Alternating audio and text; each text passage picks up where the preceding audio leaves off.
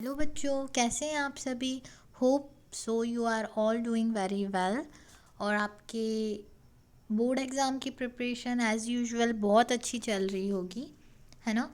आज मैं आप लास्ट टाइम पहले मैं बता दूं, लास्ट टाइम हमने फ़िज़िक्स के चैप्टर्स की शुरुआत की थी, जिसमें मैंने लाइट, रिफ्लेक्शन, रिफ्रैक्शन के इम्पॉर्टेंट क्वेश्चंस डिस्कस किए थे। अगर पिछली वीडियो नहीं देखी हो तो आप लोग जाके पहले वो वीडियो देखें। आज हम चैप्टर 11 और 12 दोनों के मिला के मैं इम्पॉर्टेंट क्वेश्चंस दे रही हूँ, क्योंकि दोनों ही सेम नंबर का स्कोरिंग चैप्टर है, इसलिए मैंने इकट्ठे ही बना दिए हैं ताकि आपका सिलेबस जल्द से जल्दी ख़त्म हो जाए। एक बार साइंस का सिलेबस ख़त्म हो जाएगा तो मैं मैथ्स के इम्पॉर्टेंट क्वेश्चंस की सीरीज़ लेके आऊँगी। तो पहले हम डिस्कस करते हैं साइंस के इम्पॉर्टेंट क्वेश्चन, ठीक है। और आप इन क्वेश्चंस की बहुत अच्छे से तैयारी कीजिए कि और डेफिनेटली ये क्वेश्चंस आपको बोर्ड में देखने को मिलेंगे, ठीक है।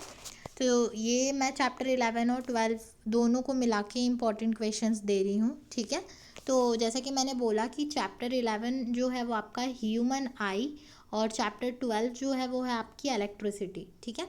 चैप्टर 11 भी 5 मार्क्स का है और चैप्टर 12 भी 5 मार्क्स का है, इसलिए मैंने दोनों मिला के एक ही वीडियो बना दी। एक ही वीडियो में दोनों चैप्टर को कवर कर लिया है ताकि आपका टाइम सेफ हो और आपको आपका सिलेबस जल्दी कवर हो जाए, ठीक है।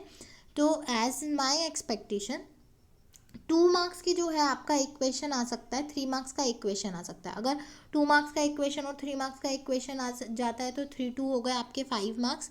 तो उस केस में ऑब्जेक्टिव नहीं आएगा बच्चों, ठीक है। लेकिन अगर 3 मार्क्स का एक क्वेश्चन आता है तो आपको 2 ऑब्जेक्टिव देखने को पक्का मिलेंगे, ठीक है। और अगर उसी तरीके से 2 मार्क्स का एक क्वेश्चन आता है तो 3 ऑब्जेक्टिव आएंगे इस चैप्टर से, ठीक है।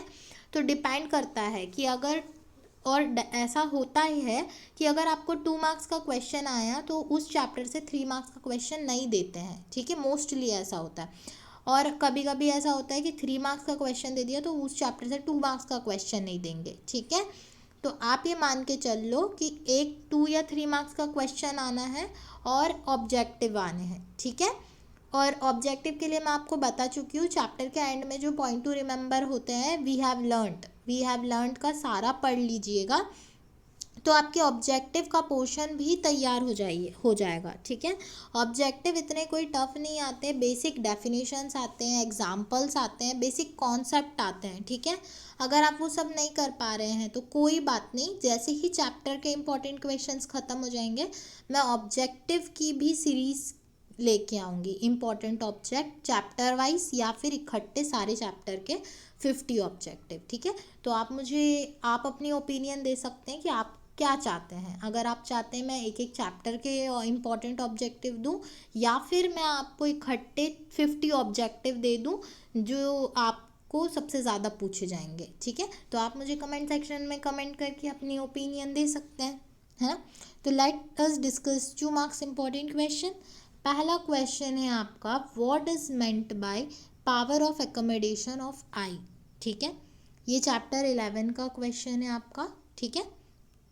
देन उसके बाद आपका सेकेंड इम्पॉर्टेंट क्वेश्चन है, what is far point and near point of human I with normal vision, ठीक है। ये भी आपका 11 चैप्टर का ही क्वेश्चन है, 2 मार्क्स का। देन उसके बाद define atmospheric refraction, spectrum, scattering of light, ये तीनों डेफिनेशन करने हैं। ये ईच क्वेश्चन 2 2 मार्क्स में आ सकते हैं, ठीक है। फिर ड्रॉ रिफ्रैक्शन थ्रू प्रिज्म, ये भी 2 मार्क्स का क्वेश्चन है। ये क्वेश्चन 3 मार्क्स में भी आ सकता है, ठीक है। Draw white light dispersion by a glass prism, ये आपको करना है। ये भी आपका 2 मार्क्स में भी आ सकता है और 3 मार्क्स में भी आ सकता है।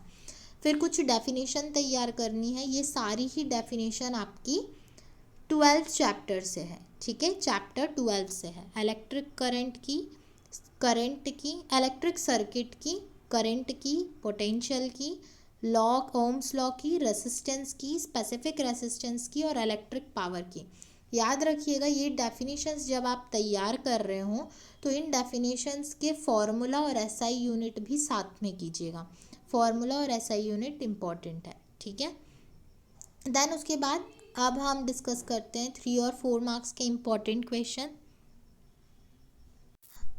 पहला इंपॉर्टेंट क्वेश्चन है आपका 3 मार्क्स और 4 मार्क्स में। वैसे ये क्वेश्चन 4 मार्क्स में ही आता है, ठीक है। तो 4 मार्क्स में के क्वेश्चन में आपको मायोपिया और हाइपरमेट्रोपिया तैयार करना है। याद रखिए मायोपिया क्या होता है, उसकी डेफिनेशन याद कीजिएगा, और उसको करेक्ट कैसे करते हैं वो याद कीजिएगा, और इसमें डायग्राम याद कीजिएगा, ठीक है।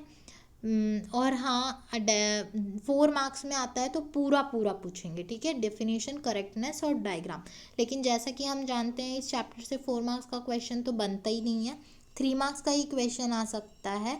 तो 3 मार्क्स के क्वेश्चन में हो आपको मायोपिया की डेफिनेशन और या कैसे करेक्ट कर सकते हैं ये पूछेंगे, या हो सकता है डेफिनेशन के साथ डायग्राम पूछ ले, है ना। तो आप तो अपनी तैयारी पूरी पूरी करके रखिएगा, है ना। हाइपरमेट्रोपिया की भी डेफिनेशन, कैसे उसको करेक्ट करते हैं और उसका डायग्राम, ठीक है, तैयार कीजिएगा। थर्ड क्वेश्चन है आपका वाई डू स्टार्स ट्विंकल। ये ऊपर के तीनों ही क्वेश्चन 11 चैप्टर से हैं बच्चों, ठीक है। फिर फोर्थ क्वेश्चन है why does sky appear dark instead of blue to an astronaut, ठीक है। Why does sky appear dark instead of blue to an astronaut, ये आपको एक क्वेश्चन तैयार करना है, रीजनिंग का पोर्शन का है। फिफ्थ इंपॉर्टेंट क्वेश्चन है ड्रॉ सर्किट डायग्राम। तो आपको ये सर्किट डायग्राम्स बनाने हैं सेल का, बैटरी का, वोल्ट मीटर का, बल्ब का, एमीटर का, रेसिस्टर का। Circuit diagram one of the most important question में से है। कुछ ना सही तो बहुत सिंपल डायग्राम्स होते हैं बच्चों, बुक उठा के ये डायग्राम देख के जाइएगा। सिंपल से डायग्राम है और ये सिंपल से डायग्राम आपको 2-3 मार्क्स दे के चले जाएंगे, है ना। तो ये आपके 3 और 4 मार्क्स के कुछ इंपॉर्टेंट क्वेश्चन रहे, जिन उसके इसके बाद वो 11 चैप्टर के थे। अब मैं आपको 12 चैप्टर के 3-4 मार्क्स के इंपॉर्टेंट क्वेश्चंस बताने वाली हूँ, है ना। ये 12 चैप्टर के हैं आपके। 12 चैप्टर से आपका पहला इंपॉर्टेंट क्वेश्चन है राइट फैक्टर अफेक्टिंग रेसिस्टेंस, ठीक है। बाकी ये न्यूमेरिकल है। जज equivalent resistance when connected in parallel, parallel में कनेक्ट करेंगे तो रेसिस्टेंस क्या बनेगा। तो पैरेलल में कनेक्ट करने के लिए जो फॉर्मूला होता है क्या होता है, 1/r equals to 1/r1 plus 1/r2, ये वाले फॉर्मूला रख के सॉल्व करेंगे, ठीक है। और अगर सीरीज के लिए आ जाता है तो r equals to r1 plus r2 plus r3। अगर 3 रेसिस्टेंस कनेक्ट हो तो r1 plus r2 plus r3 ले लेंगे। अगर 2 रेसिस्टेंस कनेक्ट हो तो 1/r1 plus 1/r2 plus 1/r3 लेंगे पैरेलल के लिए, ठीक है। सीरीज के लिए r1 plus r2 plus r3, ठीक है। तो ये तो बच्चों न्यूमेरिकल है। अगर कोई बच्चा न्यूमेरिकल स्किप करना चाहता है, न्यूमेरिकल नहीं करना चाहता तो कोई बात नहीं, आप लर्निंग अच्छे से कर लो, न्यूमेरिकल स्किप कर दो। न्यूमेरिकल ज़्यादा नहीं आते हैं, सिर्फ 1 या 2 क्वेश्चन आते हैं, तो कोई बात नहीं, उनके और में आपको हो सकता है क्वेश्चन मिल जाए। कभी कभी ऐसा होता है कि दोनों हमारे न्यूमेरिकल होते हैं, और वाला ऊपर वाला भी और नीचे वाला भी। लेकिन कभी कभी ऐसा भी होता है कि न्यूमेरिकल ऊपर होता है तो उसके और में याद करने वाला पोर्शन होता है। तो आप लर्निंग अच्छे से स्ट्रॉन्ग कर लीजिए, न्यूमेरिकल नहीं बन रहे हैं तो स्किप कर सकते हैं। फिर क्वेश्चन नंबर 8 है what are advantages of connecting electrical devices in parallel instead of series। फिर क्वेश्चन नंबर 9 है what is highest and lowest total resistance that can be secured by combination 4 ohm, 8 ohm, 12 ohm and 24 ohm। जैसे कि बच्चों आप जानते हो कि आपके इन दोनों चैप्टर में 11 में तो कोई न्यूमेरिकल नहीं है, लेकिन 12 चैप्टर में न्यूमेरिकल्स हैं, है ना। तो मैंने छांट के बहुत कम, सिर्फ 2 ही न्यूमेरिकल दिए हैं, तो कम से कम आप ये 2 न्यूमेरिकल की प्रिपरेशन करके जाइएगा, क्योंकि ये बहुत अच्छे और आने वाले क्वेश्चंस में से हैं, है ना। और बहुत इजी है, आप एक बार देखेंगे तो आपको समझ आएगा। अगर आपको नहीं समझ आए तो आप कमेंट सेक्शन में कमेंट करके मुझसे पूछ सकते हैं, मैं एक और वीडियो बना दूंगी और न्यूमेरिकल को एक्सप्लेन कर दूंगी, ठीक है।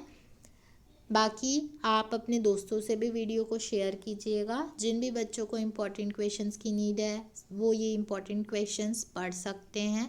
गारंटीली आप बहुत अच्छा स्कोर करेंगे, इस बात की आप बिल्कुल टेंशन मत कीजिए, बस बिलीव कीजिए और पढ़ना स्टार्ट कर दीजिए। पढ़ेंगे तो पेपर इजी लगेगा, नहीं पढ़ेंगे तो पेपर बहुत टफ लगेगा, ठीक है। तो वो डिपेंड करता है कि आपकी तैयारी कैसी है, ठीक है बच्चों।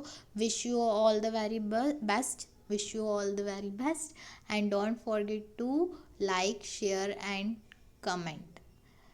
अगर अभी तक आपने चैनल को सब्सक्राइब नहीं किया है तो just subscribe the channel. Okay, thank you.